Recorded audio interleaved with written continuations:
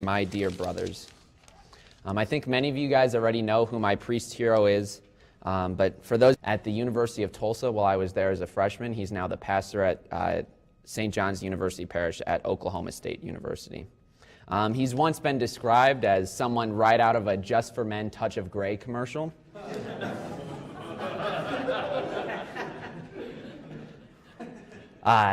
He's got some of the worst ADHD that I've ever seen. But yet he is one of the most loving and holy people that I've ever met. One of the great things about Father Kerry is that he really is all things for all people. He meets everyone where they're at and he calls them higher.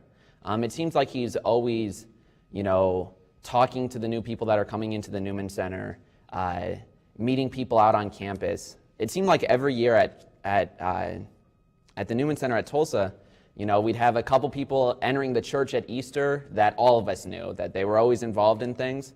And then there'd be like two people every single year, it seems like, that none of us knew, and it was just him, that he'd bring them in and bring them into the church.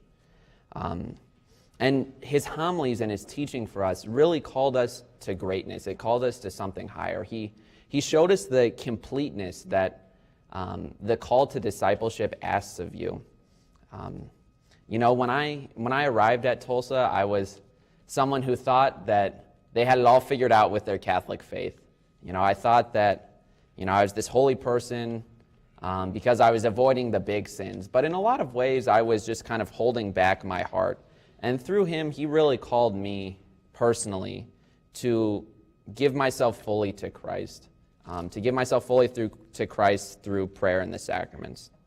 And for me, he was also the face of the Father through love and mercy. He was always forgiving when we'd mess up around the Newman Center. He was always loving for us, always engaging with us, really there. And it seemed like he genuinely cared for each one of us. But really, he was this face of mercy for us, especially for me, in the confessional. And Father Kerry took a kind of unorthodox approach to confession. It seemed like every time that you confess something, especially something that you're really ashamed of, he'd just be there, okay, holding out his fist for a fist bump. Or if you said something really bad, he's like, that's slime, you gotta cut that out. And then when you were finished, after he'd give his advice and penance, he'd go, every single time, okay, now you say that act of contrition and I'll yank those sins right out of your soul.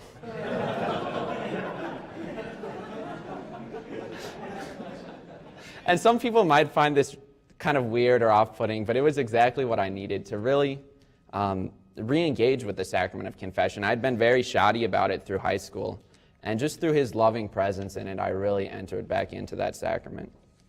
And finally, Father Kerry showed to me the joy of the priesthood. He was the first young, happy, energetic priest that I really met in my entire life.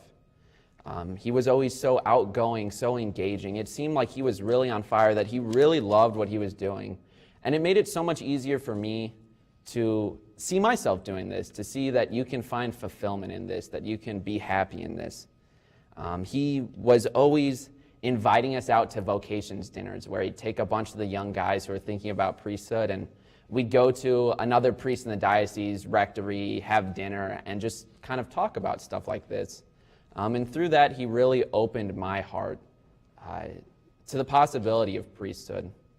I can say with the depths of my heart that if it weren't for Father Kerry, I would not be a senior at the very least today. I wouldn't have gone. I would have stayed longer at Tulsa. I would have stayed there. I wouldn't have been willing to give my heart fully to Christ, to make that sacrifice to come here. But through him, I've really seen the priesthood of Jesus Christ, the mercy of Jesus Christ, the love of Jesus Christ. Praise be Jesus Christ. Now and forever.